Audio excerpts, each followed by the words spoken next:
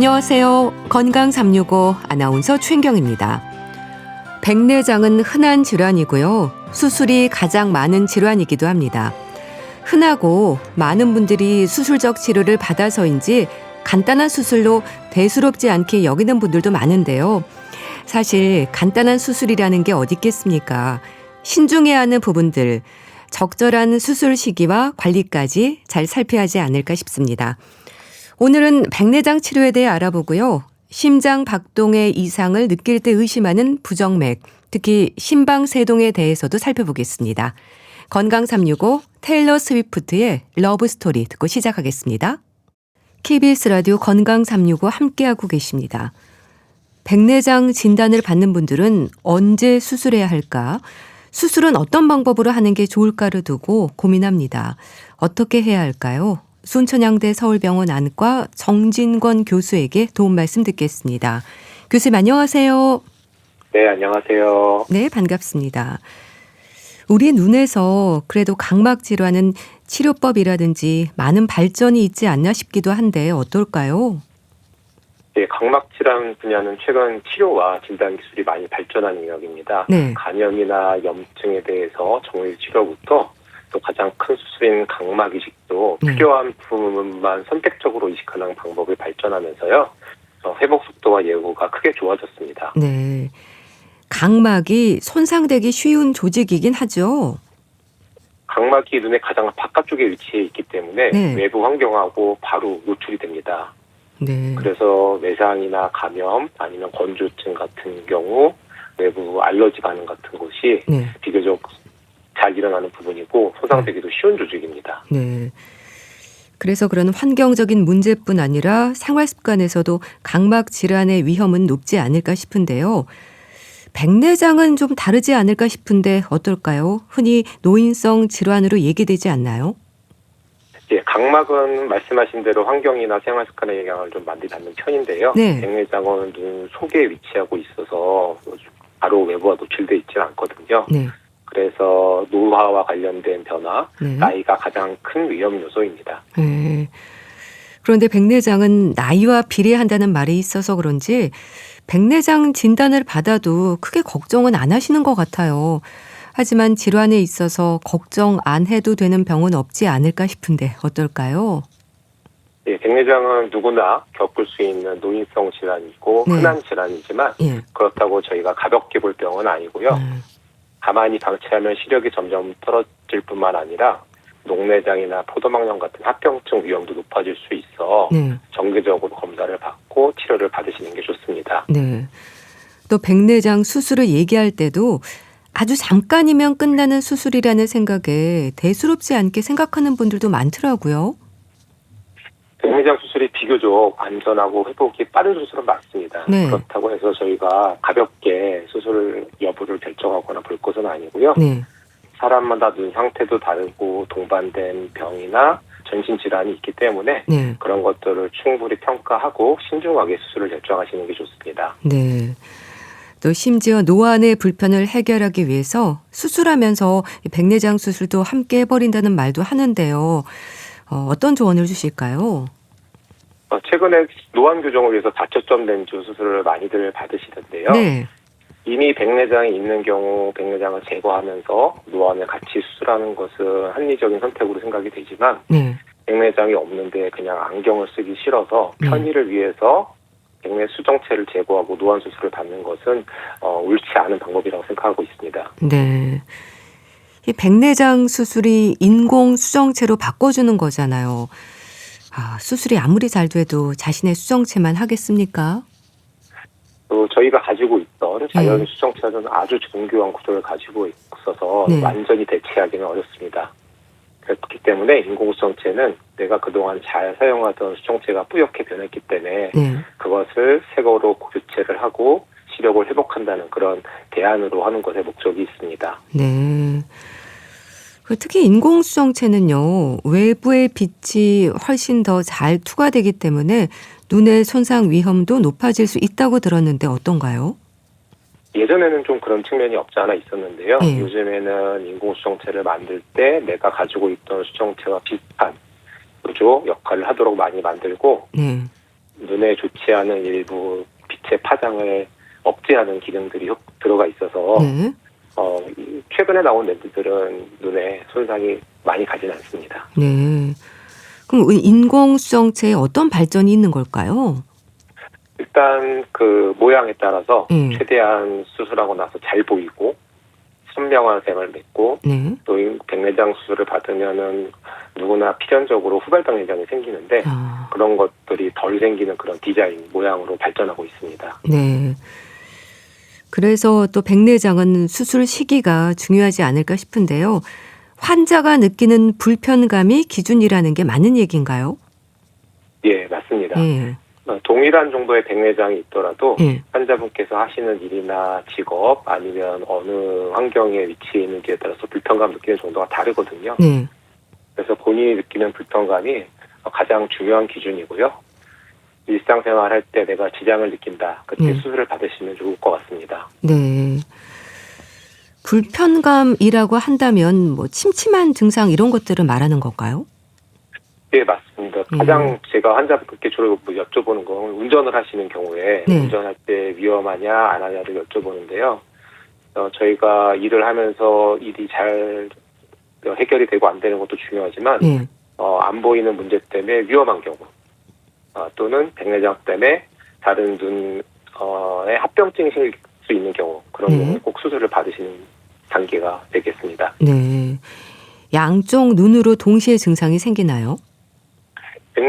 눈이 두 개인데 노화가 네. 양쪽 눈이 거의 비슷하게 생기기 때문에요. 어, 대부분은 양쪽 눈 백내장이 비슷한 정도의 수준을 보입니다. 네. 환자가 느끼는 불편감이 기준이라고 말씀하셨는데요. 그럼 불편감이 크지 않다면 아직 수술하지 않아도 된다는 말을 주시는 경우도 많겠어요? 예, 그렇습니다. 예. 특히 초기 백내장은 진행 속도가 느리고 또 환자분이 전혀 불편함을 느끼지 못하는 경우도 있어서요. 네. 그런 경우에는 정기적으로 경과를 보면서 시력이 떨어지거나 문제가 생겼을 때 수술을 권유해드리고 있습니다. 네. 근데 반면에 또 어차피 언젠가 수술을 해야 하는데 한 살이라도 젊을 때 해버린다는 분들도 계시거든요. 제 주변에도 그렇게 말하는 분들이 있는데 이거는 어떤 조언을 주실까요? 무조건 빨리 수술을 받는 것이 좋은 생각은 아닌 것 같고요. 예. 수술이 필요한 시기, 즉 백내장으로 인해서 시력이 떨어지거나 아니면 너무 침침하게 보인다. 그런 일들로 내가 생활을 하면서 뭔가 비장이 있다. 그때가 적절한 시기로 생각이 됩니다. 네. 자, 그렇다면 백내장 수술이 결정되는 기준이랄까요? 말씀 주신 불편감 외에도 수술이 고려가 되는 경우는 어떤 경우일까요? 개인의 차이가 크기 때문에 네. 이제 환자분이 어떤 직업을 가지고 있고 주로 실내, 실외에 어떤 일을 하시고 그런 걸 여쭤보는데요. 네. 제일 중요한 것은 백내장 때문에 안전에 위협이 되는 경우 네. 그런 경우 반드시 수술하시라고 설명을 드리고요. 네. 또 환자분이 전혀 불편하지 않더라도 눈에 다른 동반된 질환이 있거나 네. 아니면 백내장 때문에 눈 속에 다른 질환을 발견하지 못하는 경우도 있어서 네. 그런 경우에는 불편감이 없어도 수술을 권유해드리고 있습니다. 네. 그럼 또 수술을 결정하기 전에 확인하는 부분도 많을 것 같은데요. 일단 눈에 질환이 있는지도 살펴야 될 것 같은데요. 예, 백내장이 생길 나이 때쯤 되면은 네. 동반돼서 다른 눈의 노화도 진행이 돼요. 녹내장이나 황반변성 같은 질환이 있을 수 있어서 네. 예, 저희가 백내장을 계획하고 있는 환자분께는 이 두 가지 시신경이나 망막, 각막의 다른 질환을 항상 같이 검사하고 있습니다. 네. 뭐 녹내장이나 황반 변성 말씀하셨는데요. 그러니까 백내장으로 인한 시력의 문제가 아니라 다른 질환으로도 시력 저하는 생길 수 있다는 거죠? 예, 그렇습니다. 예. 백내장이 생긴 이유 자체가 노화기 때문에 네. 환자분이 안 보여요. 그리고 백내장이 있어요 하고 오셨는데 네. 막상 검사를 해보면 백내장보다는 녹내장이나 황반변성이 더 영향을 주는 경우도 있고요. 예. 그런 경우에는 시력이 백내장 이외에 다른 원인 때문에 떨어지게 되는 경우입니다.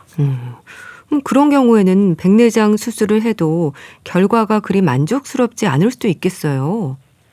예, 초기 녹내장이나 초기 황반변성 같은 경우는 백내장 수술을 하면 시력이 많이 좋아지시는데요. 네. 일이 많이 진행된 신경 손상이 있는 경우는 생각했던 것보다 호전이 적은 경우도 더러 있습니다. 네. 이제 반대로 꼭 수술을 해야 하는데 수술을 망설이고 자꾸 미루면 그때 생길 수 있는 문제도 있을까요? 백내장은 시간이 지나면 지날수록 딱딱해집니다. 네. 아주 심하지 않은 백내장은 저희가 딱딱한 아이스크림을 수저로 푸는 거라고 생각하시면 되는데요.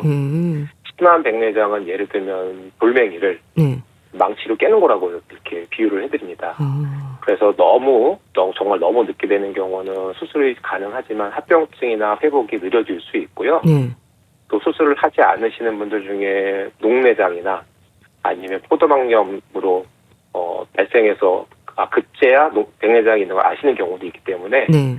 일단 백내장이 생길 연세가 되시면은 한번 검사를 받으시고 정기적으로 합병증이 있나 없나 보시는 걸 추천해드립니다. 네.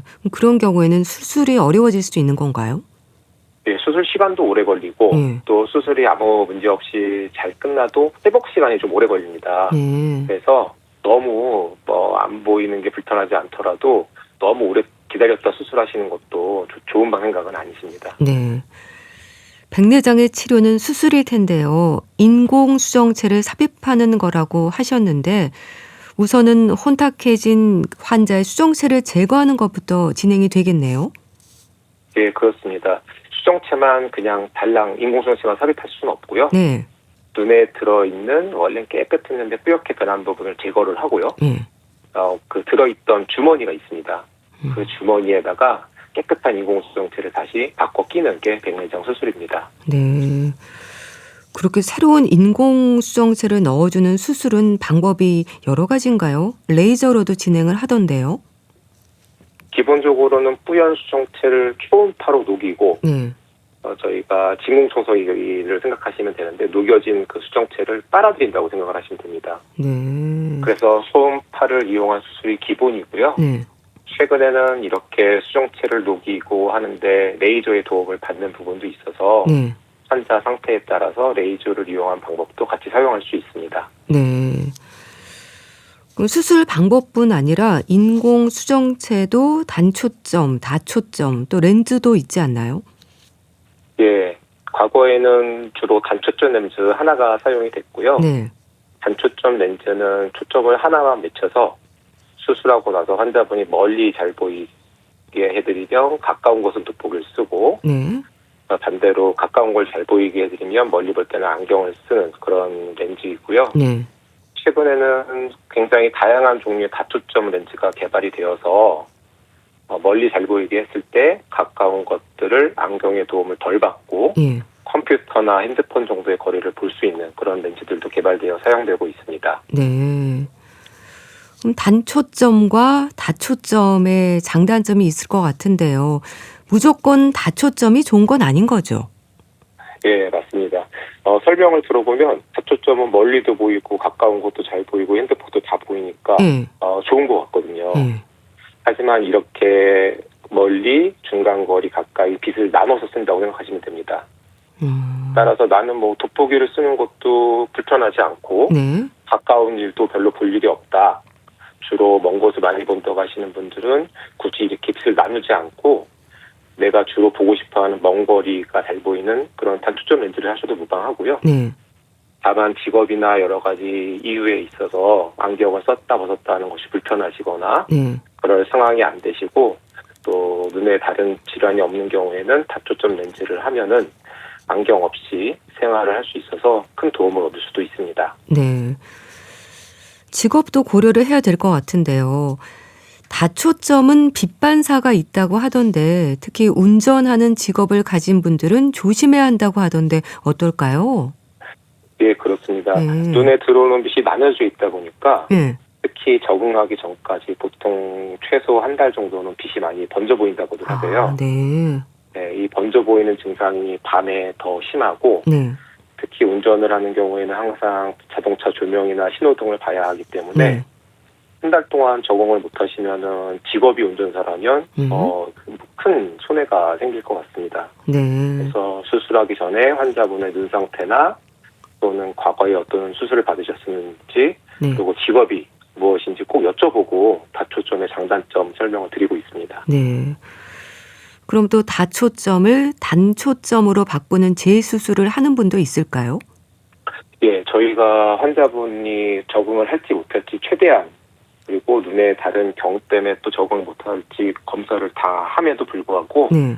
아직 현대 의술로 100명 중 1명 정도는 문제가 생길지 안 생길지 알아낼 수가 없습니다. 네. 따라서 환자분이 적응을 하도록 유도를 하고 기다려보지만 네. 끝까지 적응을 못하는 경우는 다시 단초점으로 바꾸는 수술을 하고 있습니다. 네. 그렇게 재수술을 해도 큰 무리는 없나요? 조심스럽게 수술을 하면 물론 수술을 또 받으시는 환자분 입장에서는 시간과 경제적인 것, 또 수술 자체가 굉장히 큰 스트레스인데요. 네. 조심스럽게 수술하면 대부분 별 문제 없이 단초점으로 교환할 수 있습니다. 네. 혹시 한쪽 눈만 수술하고 오랜 기간 지내도 괜찮을까요? 예, 백내장이 보통은 양쪽이 비슷하게 오는데요. 네.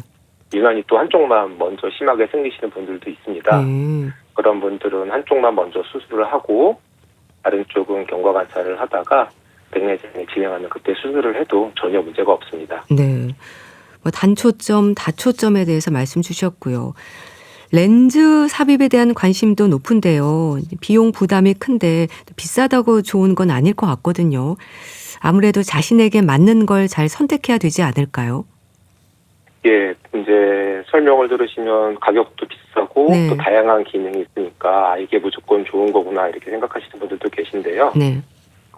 수술하기 전이나 수술하고 나서 안경을 쓰는 것이 과연 내가 얼마나 불편한가? 네.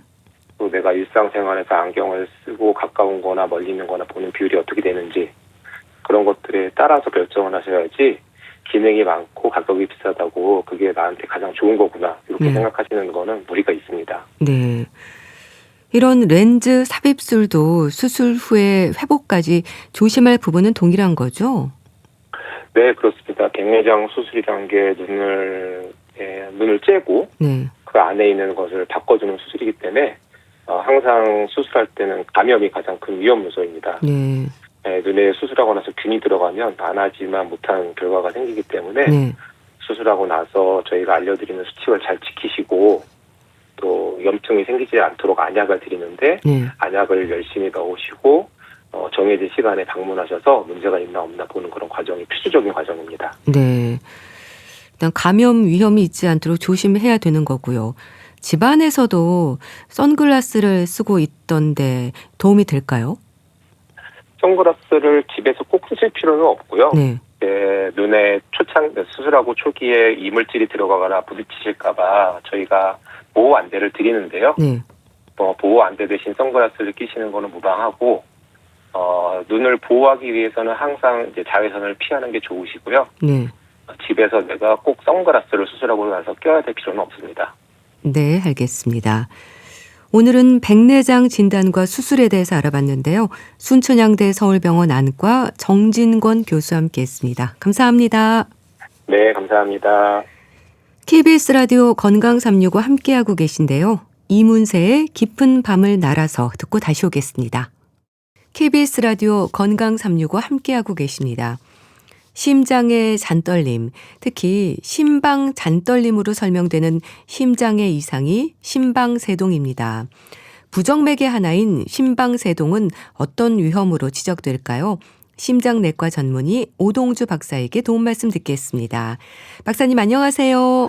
네, 안녕하세요. 네. 우리 심장이 수축과 이완을 반복하는데 이게 규칙적이어야 한다는 게 중요한 거죠? 그렇죠. 그러니까 폐에서 이제 깨끗한 산소를 포함한 피가 심장으로 먼저 심방이라는 데 들어와요. 우리 고등학교 때 배웠는데 거기 잠깐 있다가 이제 바로 심실로 가면은 심실에서 피를 쭉 짜가지고 팔다리 온몸으로 피가 가는 거거든요. 근데 이게 이제 우리 자동차 보면은 되게 오른쪽인데 배터리가 있잖아요. 근데 사람 심장도 똑같이 오른쪽에 보면은 조그만 한 2, 3mm짜리 점이 있는데 거기서 전기가 땅 나올 때마다 심장톡을 이제 심장으로 쭉 퍼지면은 심장의 심방 먼저 심실 그 다음에서 쿵쾅 뛰면서 피가 온몸에 이제 규칙적으로 잘 나가는 게 이게 정상인 거죠. 네. 그런데 맥박이 빠르거나 느리거나 이게 불규칙해지는 건 이유가 뭔가요? 규칙적이지 않는 데는 이유가 있을 것 같은데요. 근데 보통 빠른 거는 우리가 이제 운동할 때는 이제 피가 많이 필요하니까 빨라지는 거고 또 주무실 때는 몸이 다 쉬니까 정상적으로 느려지는 거. 이건 병이 아니거든요. 근데 이제 불규칙해지는 거는 금방 말씀드리는 이제 그런 그 전기를 만드는 조그만 그 3mm짜리 기관이 이상이 있어서 불규칙한 것도 있지만은 우리 심장은 자동차랑은 틀려가지고 이 전기가 한 4초, 5초만 안 나오면 바로 졸도를 해요. 그리고 이제 4분이 안 나오면 사망을 하는 거죠. 그래서 우리 팔다리 근육엔 그런 기능이 전혀 없는데 심장 근육만 아무 근육에서 전기를 막 만들어낼 수가 있어요. 우리 그 아마존의 뱀장어 밟으면 막 사람들 기절하고 쓰러지잖아요. 전기가 들어갔고. 그 아마존의 뱀장어는 온몸에서 전기를 만들어내는데 우리 몸에서는 심장에서만 전기를 아무 근육에서 만들 수가 있어요. 이거는 완전히 비상사태 때 쓰는 건데 문제는 이제 비상사태가 아닌데 이런 데서 전기가 자꾸 나와가지고 맥이 불규칙하게 되면서 이제 일이 생기는 거죠. 네. 이런 심장의 리듬 장애를 부정맥이라고 하잖아요. 그리고 부정맥의 하나가 심방세동인데요. 어떤 상태인 건가요? 이게 이제 심방, 심실 중에 심방에 이제 부정맥이 있는 건데 세동의 그 세가 미세할 세자예요. 아주 미세하게 떤다. 그래서 우리가 초음파를 보면은 심장이 이렇게 쿵쿵쿵 수축하는 게 보이는데 이런 심방세동이 있을 때 초음파를 보면은 눈으로 봐도 그냥 발발발발 떨고 있어요. 그러니까 아무래도 이제 수축을 해야 될 게 수축을 못 하니까 피가 덜 나가고 한 30% 덜 나가거든요. 그러니까 조금만 걸어도 숨 차고 또 그 이 덜덜덜 떨면서 좀 피가 덜 나가게 되니까 이제 심장 안에 보면은 주름들이 있어요. 특히 이제 심방 안에는 우리가 귀라 그러는데 그 사람 귀 같이 생겼는데 거기에 이제 그런 주름이 있는데 피가 잘 안 나가니까 피떡이 잘 생겨요. 그래서 이게 떨어져 나가면 이제 바로 뇌로 가면 뇌졸중이 오고 뭐 심장으로 가면 심근경색도 오고 콩팥으로 가면은 콩팥 이제 망가지거나 췌장으로 가면 또 급성 당뇨가 생기고 하는 이제 그런 무서운 부정맥이죠. 네. 그러니까 빠르고 불규칙하게 떨리는 상태라는 건데 이게 스스로가 느끼는 거죠. 근데 이제 못 느끼는 분이 굉장히 많으세요. 그러시군요. 네. 우연히 건강검진 심전도 찍었다 발견되는 분이 있고 또 어떤 분들은 한 10초, 5초 나왔는데도 선생님 나 죽겠어요 하고 또 막 응급실이나 병원으로 오는 분도 있거든요. 이건 개개인이 다 틀리세요. 그리고 제일 무서운 거는 금방 말씀드린 대로 이런 심방세동이라는 부정맥 때문에 피떡이 생겨가고 떨어져 나가서 뇌졸중이 왔는데 그러니까 팔다리가 안 움직이니까 응급실에 오실 거 아니에요. 그때 심전도 찍었는데 처음 발견되는 분이 있으세요. 그러니까 이제 잘 물어보면은 옛날 기록을 뒤져보면은 그때도 있었는데 이제 환자분이 모르고 있는 경우도 있죠. 그러니까 아주 다양해요. 그러니까 모르는 분도 있고 조금만 나와도 또 금방 병원에 오는 분도 사실은 두 번째 분이 더 좋은 거죠. 빨리 병원에 오시니까. 그렇죠. 네네. 그럼 심방이 제대로 수축하지 못하면 어떤 문제가 생기는 건가요? 제일 문제가 이제 숨이 차세요. 그러니까 이제 우리가 한 번 수축할 때 100cc가 나와야 된다고 치면 지금 30%가 안 나가니까 70%밖에 안 나거든요. 근데 가만히 있을 때 괜찮은데 빨리 걷거나 등산 갈 때 이제 숨이 차기 시작하고 더 무서운 거는 금방 말씀드린 대로 여기 피가 고여 있기 때문에 거기에 피떡이 생겨서 머리로 날아가면 바로 뇌졸중이 오거든요. 근데 이제 심장에서 몇 가지는 30cm도 안 되잖아요. 떨어져 나가면 막히는 게 1초가 안 걸려요. 그래서 뭐 갑자기 얘기하다 갑자기 환자가 아니면 그 가족들이 멍해지면서 말이 우둔해지고 팔다리가 마비가 오면은 이제 제일 우리는 중풍을 생각하는데 혈관이 막힌 걸로 생각하는데 혈관은 깨끗한데 이 피떡이 날아가서 이런 경우도 굉장히 많이 있습니다. 네. 그런데요, 심방세동은 다른 부정맥에 비해서 급성의 위험도는 낮다고 하던데요. 그렇습니까?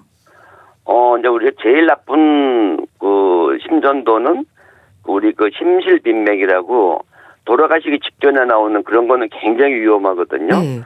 근데 이제 흔히 말하는 우리 가슴 뛴다 그러는 거는 별 문제 없는 게 많아요. 심방 조기 수축, 심실 이런 괜찮은데 위험도가 아주 낮진 않지만 일단은 이제 이게 그 뇌로 피떡이 날아가게 되면은 굉장히 아주 심해지는 거죠. 네. 그래서 뭐 중간 정도 보지만 일단 뇌졸중이 오신 분들은 아주 굉장히 평생을 그 반신불수로 사실 수도 있기 때문에 뭐 괜찮다고도 볼 수 없고 일단은 좀 심한 걸로 보시는 게 더 맞습니다. 네네. 네. 그러니까 피가 고여서 이제 말씀하셨듯이 피떡이 생겨서 뇌졸중의 위험을 불러일으킬 수 있는 거군요. 네네. 네. 그 어떤 분들은 제일 그 뇌로 가면은 그냥 좀 그 뭐 팔다리만 마비되고 그런 분인데 제일 무서운 게 이 피떡이 날아가는데 이게 뇌로 안 가고 심장 우리 관상동맥이라 그러잖아요. 네. 협심증 일으키는 글로 들어가면은 바로 심장마비로 돌아가시는 분도 있으세요. 그리고 원인 불명의 당뇨병, 갑자기 당뇨가 없는데 아주 심하게 당이 올라가고 막 그런 분들 있는데 잘 조사해 보면 또 그 피떡이 췌장으로 날아가가지고 또 당이 급성으로 오는 경우도 있습니다. 네, 그렇군요. 그럼 또 심방세동 환자들 중에는 심부전을 동반한다는 말은 맞는 건가요? 네, 맞습니다. 이 심방세동이 있으시면은 심부전이 정상인보다 한 5배가 많이 오세요. 그러니까 이제 쿵쾅쿵쾅 수축을 해야 될 심장 한쪽이 발발발 떨고 있으니까 피를 잘 안 나가게 하고 또 하나는 그 심장으로 폐에서 피가 들어가야 되는데 그걸 잘 못 들어가니까 이제 피가 고이고 그게 또 오래되면은 간에 고이고 복부에 고이고 그래서 제일 쉽게 보는 게 이제 발등이 처음 부어서 오는 분들도 가끔 있으시거든요. 그러니까 숨 차다고 오는데 검사를 해보면 심방세동인 분도 많이 있습니다. 네. 심장 기능이 떨어질 수 있다는 건가요? 네, 그러니까 제일 쉽게 하는 거는 평소에 우리가 매일 산책을 나가는데 예전에는 안 그랬는데 한두 달 전부터는 한 10분만 걸어도 숨이 차다. 그러니까 이제 펌프가 고장이 난 거죠. 펌프가 안 돌아가니까 한 70%밖에 안 돌아가기 때문에 심장 기능이 떨어졌다고 얘기가 되는 겁니다. 네. 10분만 걸어도 숨이 찬다고 하셨는데 본인 스스로가 느낄 수 있는 증상인 거네요? 대개는 느껴서 오세요.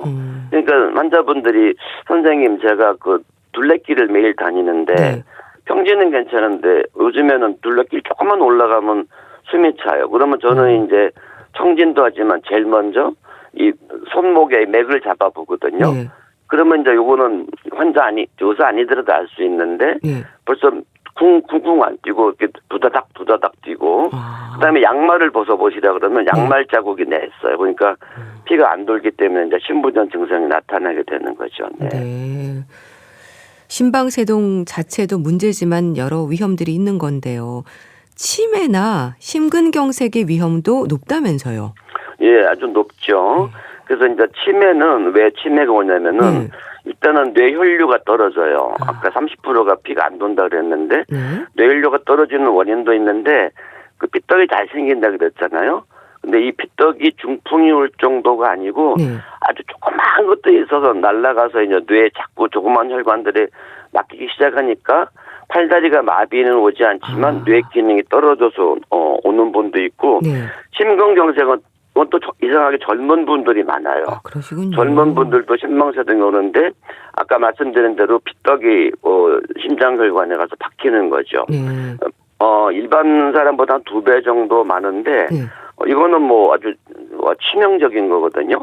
그래서 우리가 젊은 30대, 40대 초반 이런 환자들 심근경색이 오면은 이 심전도 찍었는데 맥이 규칙적으로 뛰더라도 한 3일 정도 심전도를 쭉 찍어보는 홀터라는 기계가 있어요. 그거를 한번 꼭 해보죠. 그러면은 모르고 있던 심방세동이 가끔 타타닥 나오는 경우가 있습니다. 이게 그때 이제 피떡이 날아가서 심근경색이 오게 되는 거죠. 네. 그런데요, 심방세동의 원인이랄까요? 뭐 젊은 사람도 있다고 하셨지만 위험 요인에서 일단 노화가 가장 먼저 지적이 됩니다. 평균 수명이 길어진 걸 생각하면 심방세동을 방심하면 안 되겠어요. 네, 그렇죠. 그래서 우리나라 통계를 보면은 60세 이상 되면 한 10%가 심방세동이 있거든요. 그리고 이제 또 나이에 관계없이 네. 심장 질환이 있으면은 판막증이나 있으면은 모든 심장 질환이 한 50%에서 심방서동이 생기세요. 네. 일단 심방서동이 있다 그러면은 그 전기 시스템만 볼 게 아니라 심장 자체에 무슨 판막증이 있는지 네. 심장 근육이 약해졌는지 검사를 하게 되는데 이거는 쉽습니다. 초음파만 해보면 금방 알아낼 수가 있어요. 네. 뭐 그렇게 노화도 문제가 될 수 있고요. 나이 들수록 많아지는 고혈압, 당뇨병과 같은 만성 질환도 이제 심방세동의 위험을 높이는 요인이 될 수 있을 텐데요. 비만이나 수면 무호흡증, 또 음주도 문제가 된다면서요. 음주가 제일 문제가 되거든요. 근데 이제 폭음이 문제가 됐어요. 네. 그러니까 매일 조금씩 드시는 거는 별로 안 생기는데 이제 주말에 네. 이제 쉰다 그래가지고 금요일부터 막 많이 드시면 네. 월요일 날 아침에 제일 많이 생기세요. 그래서 이제 이거를 우리 휴일 증후군, 영어로는 할라데이 핫 신드롬, 그러니까 휴일 끝에 오는 교과서에 나오는 얘기입니다. 그렇군요. 그래서 이제 폭음은 피하셔야 됩니다. 네. 심방세동의 원인이 참 많은데요. 초기 증상은 없습니까? 좀 예민한 분들은 뭐 심방에 잔떨림이 느껴진다 이런 말씀도 한다고 하셨는데 어떤 증상들이 있을까요? 많은 분들이 못 느끼는 분이 있고 대개는 덜컹거린다고 와요. 그러니까 그리고 이제 조금 맥을 보니 자꾸 짚어보는 분들은 선생님 제가 손목을 잡아봤더니 이게 이상하게 우리 다른 사람들하고는 틀리게 뛰어요. 그리고 제일 많이 호소하는 거는 어떤 분들이 이제 맥이 불규칙하지만 맥이 빠르지 않고 70번, 80번 때 문제가 안 되는데 이게 초기에 심방세동이 생길 때는 갑자기 막 130번씩 뛰는 분들이 있으세요. 한 몇 분 동안, 1, 2분 동안. 그때는 굉장히 어지럽고 힘들거든. 이런 분들은 응급실로 오기도 해요. 근데 아까도 말씀드렸지만 사람마다 전부 증상이 틀립니다. 근데 이제 오히려 이렇게 맥이 빨리 뛰어서 응급실이나 심장내과 진료를 보는 분들이 빨리 치료가 되기 때문에 더 좋죠. 그리고 이 원인 중에 하나가 참 우리 갑상선 기능 항진증이라고 있잖아요. 그거는 이제 젊은 여자분도 생기고 아무나 생기는데 이게 심해도 또 심방세동이 생기세요. 그래서 이제 재밌는 거는 갑상선 치료를 잘 하면은 이게 또 덜커덩하고 없어지기도 합니다. 그렇군요. 그래서 이제 이런 이 심방세동이 나타나면은 반드시 갑상선 검사도 같이 꼭 해보셔야 돼요. 네. 뇌졸중에 전조 증상이 있는 것처럼 심방세동도 발작성 심방세동이라는 게 있다면서요. 그러니까 심방세동이 제일 처음 시작될 때 그러니까 발작적으로 오는 거죠. 그러니까 심방세동이 몇 번 왔다가 또 며칠 괜찮다가 어떤 분들은 한 달에 딱 1, 2번 오는 분도 있었어요. 이게 이제 점점점 길어지다 나중에는 이제 하루 종일 오는 심방세동으로 가는데 무서운 건 뭐냐면은 이렇게 5분, 10분 오는 발작적으로 잠깐 오는 심방세동 때도 피떡이 생길 수가 있어요. 그렇군요. 더군다나 나이가 많거나 기왕에 혈압 당뇨가 있었거나 아니면 이제 경동맥 우리 초음파에 보면 동맥경화 좀 있잖아요. 이렇게 동맥경화 좀 있는 분들은 잠깐 온 심방세동도 무서운 뇌졸중으로 넘어갈 수가 있기 때문에 하여튼 이게 발전이 되면 그때부터 적극적인 치료를 시행하셔야 됩니다. 네. 뭐 덜컹거린다, 이제 맥이 불규칙하게 느껴진다 여러 가지 표현들을 한다고 하셨는데요. 가슴이 좀 두근거리고 숨차고 가슴이 좀 답답한 그런 증상들이 나오는 건가요?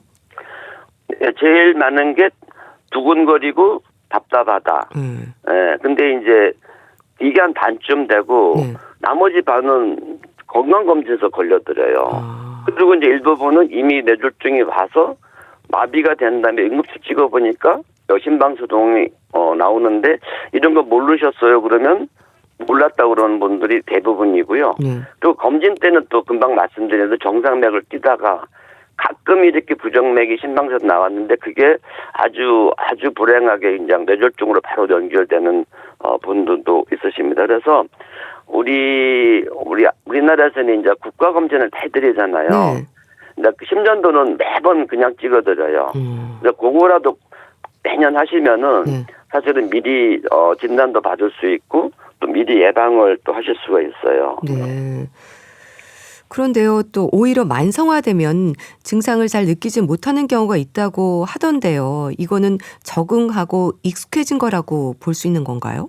그렇죠. 그래서 이제 우리 치료를 할 때 발작성으로 온 분들은 이제 이게 시작된 지 얼마 안 된 거거든요. 네. 그리고 나이가 젊거나 초음파를 했는데 심방이 막 너무 커져 있으면은 시술을 해도 재발을 잘해요. 그래서 이제 저희가 이렇게 조기에 오거나 젊은 분들은 시술을 많이 권하는데 네. 이 어떤 분들은 의료보험이 다 되는데도 또 죽어도 안 하신다 그래요. 왜 안 하지 했더니 네. 나 이거 있어도 너는 뭐 골프도 잘 치고 뭐 걷는 것도 잘하고 잘 사는데 왜 뭐 이거를 뭐 지지자 그러느냐 해가지고 거부하는 분이 있는데 본인이 뭐 안 하신다면 할 수 없지만 그래서 저희는 그냥 약을 잘 조절해서 네.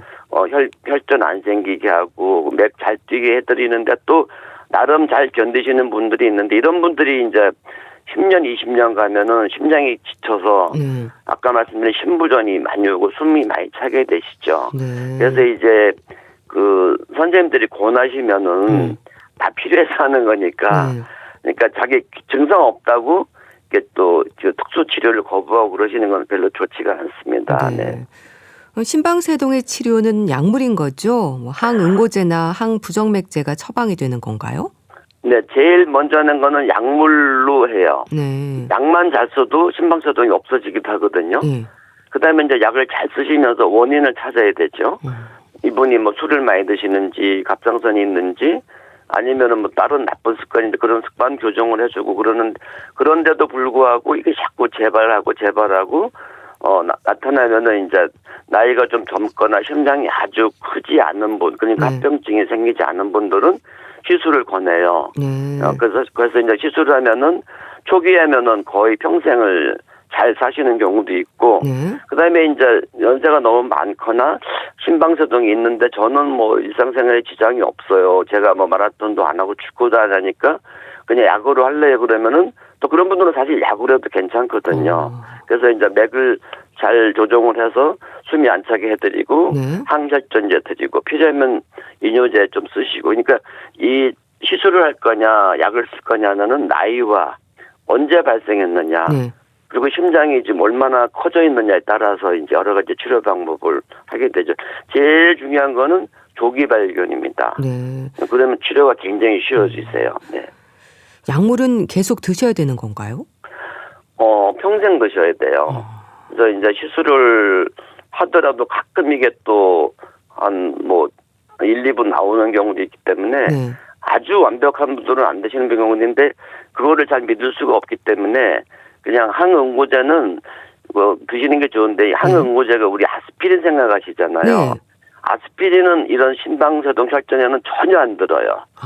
그래서 이제 노악이라는 약을 쓰는데 뭐 좀 가격은 되지만 다 보험되기 때문에 그거 하나만 드시면은 심방세동이 설령 있다 하더라도 그 무서운 뇌졸중은 거의 예방하고 치료가 됩니다. 근데 이제 그 뭐 이런 또 하나 중요한 거는 우리가 위 내시경이나 대장 내시경 할 때 아스피린을 한 5, 6일 끊잖아요. 이 약은 하루만 끊으셔도 됩니다. 근데 이제 잘 모르고 뭐 치과나 그런 데서 일주일 끊었다가는 3일 이상 끊으면 또 귀떡이 생겨서 뇌졸중이 오시기도 하세요. 그래서 우리 청취자분들이 제일 조심할 거는 내가 기왕에 심방세동 항혈전제를 먹고 있다 할 때는 선생님이 잠깐 착각을 하시더라도 선생님이 그러는데 하루만 끊으면 됐다는 얘기를 꼭 인지를 시키셔서 가끔 이런 분들이 있으세요. 발치한다고 일주일 끊었다가 응급실로 뇌졸중으로 실려오는 저는 많이 봤거든요. 이거 굉장히 중요한 사안입니다. 네, 알겠습니다. 자, 오늘은 심장의 잔떨림, 심방세동에 대해서 알아봤는데요. 심장내과 전문의 오동주 박사와 함께했습니다. 감사합니다. 네, 고맙습니다. 진우시연의 말해줘 보내드리면서 인사드릴게요. 건강365 아나운서 최인경이었습니다. 고맙습니다.